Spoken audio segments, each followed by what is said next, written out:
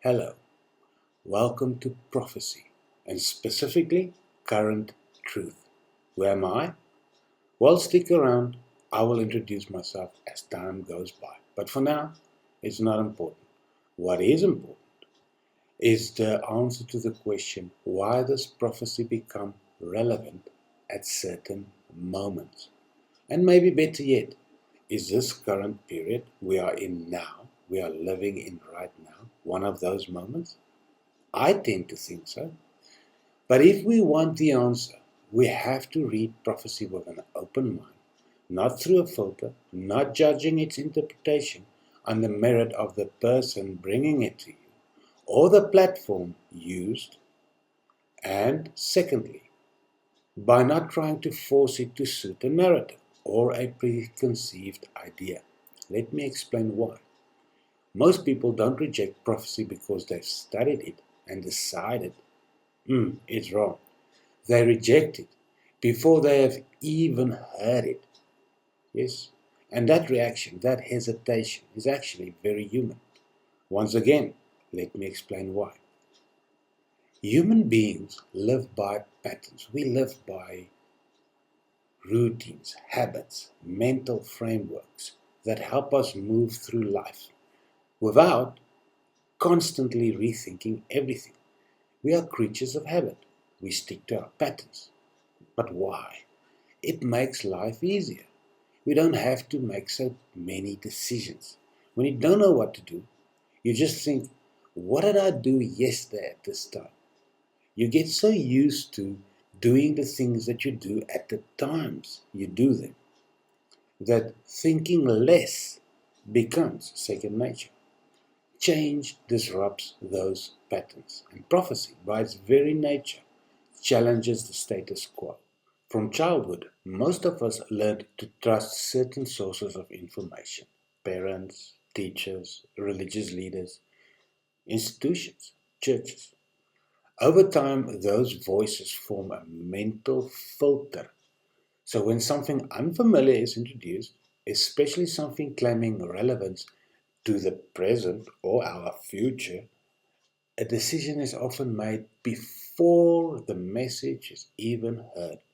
That decision is not, let me understand this. No, it is, let me see where this is wrong. Once that switch flips, listening stops. It stops being open. It becomes corrective. This is why prophecy feels uncomfortable to many people. Not because it's complex, but because it requires us to pause, pause our judgment, listen first, and evaluate later. And that's difficult in a world trained to demand instant verification, sources, counter arguments, before a thought is even finished. So I want to be clear about what I'm not doing here. I'm not asking you to accept everything without question. I'm asking you to listen first without stopping every sentence to debate it. You can. You can question afterwards. You should question afterwards. But if we interrupt the message at every step, we never actually arrive anyway. Does that make sense? In this context, prophecy is not about predicting exact dates. Remember, we're not predicting dates. It is a framework, a way of understanding patterns across time. What has already happened, what is happening now, and what is still unfolding. We read in Revelation, write the things which thou hast seen, past tense, and the things which are, present tense. Actually, it's present continuous tense. And the things which shall be hereafter, future tense. The first verse, the revelation of Jesus Christ, which God gave him to show unto his servants things which must shortly come to pass. And notice that shortly is relative. Some of these things have not yet happened, even though they were called shortly or soon, 2,000 years ago already. Time is not always what we expect. And that actually reminds me of something. How often do you hear people say they're controlling the narrative, or this is spun to suit a narrative, or they're doubling down to regain the narrative? We live in a world where stories are shaped to influence perception. But prophecy works differently. Prophecy doesn't follow human narratives. It sets the framework itself. Prophecy is the narrative, and you can't control it. And yes, throughout history, people have tried to manipulate that framework through false prophecies or distorted interpretations, trying to regain control over belief, trying to take back the narrative. But true prophecy cannot be overridden. No matter how many voices speak, events continue to unfold within the boundaries of that written prophecy, within the boundaries that were already written. Anyway, back to the main point. In my own life, certain events brought this topic back into focus.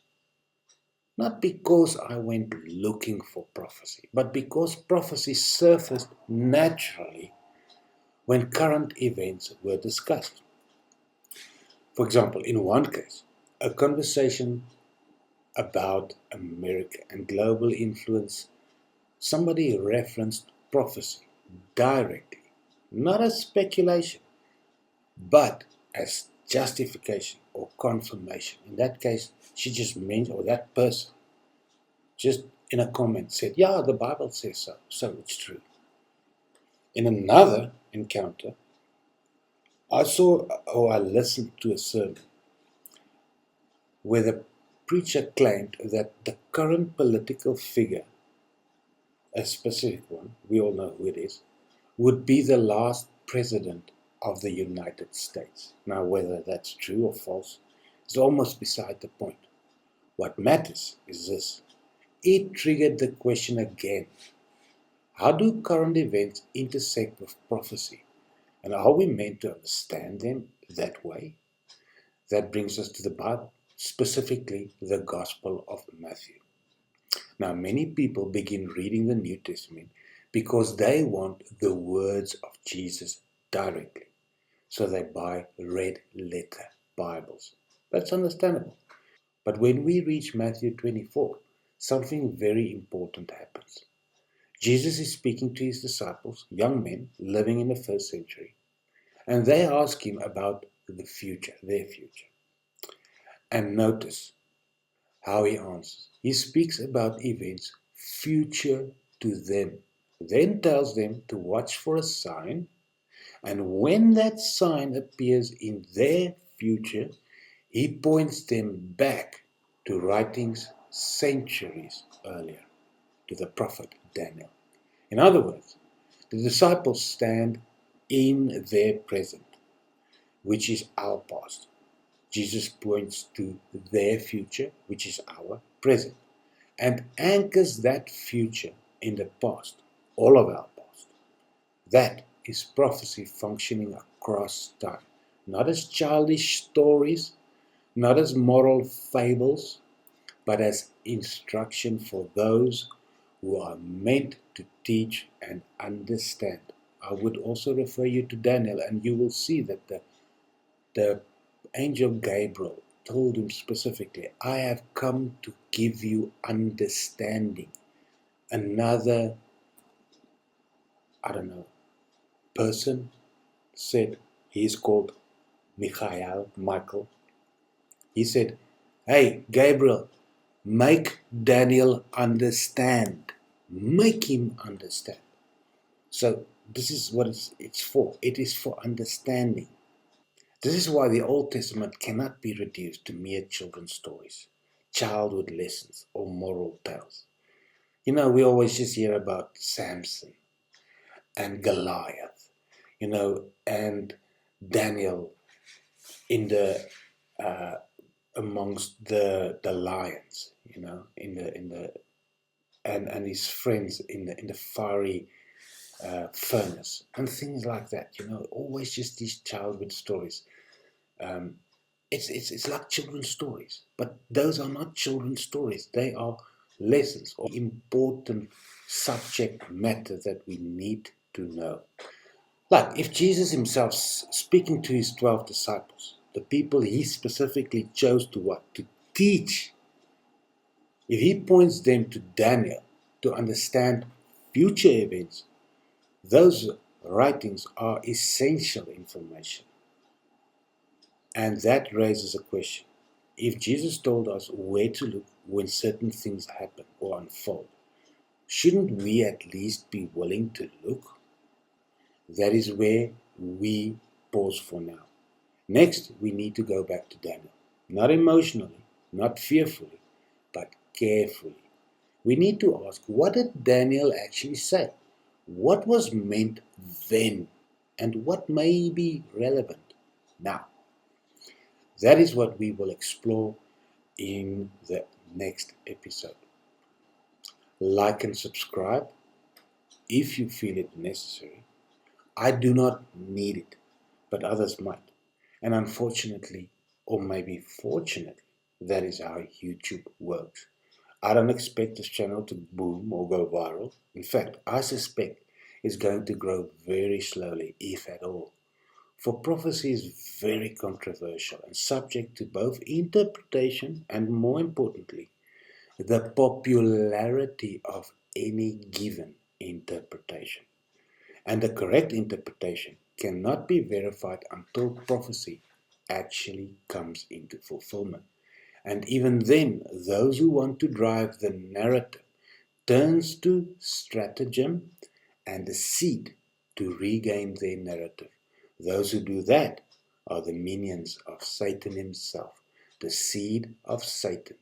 And God set enmity between them and those who are the seed of the woman, the children of Eve, the mother of humankind.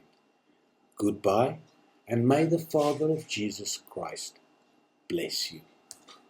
Finally, in the intro I said at the end, or later I will introduce myself. So yes, I'm Lawrence Snyman.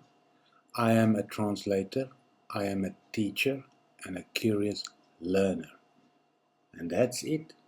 Bye bye.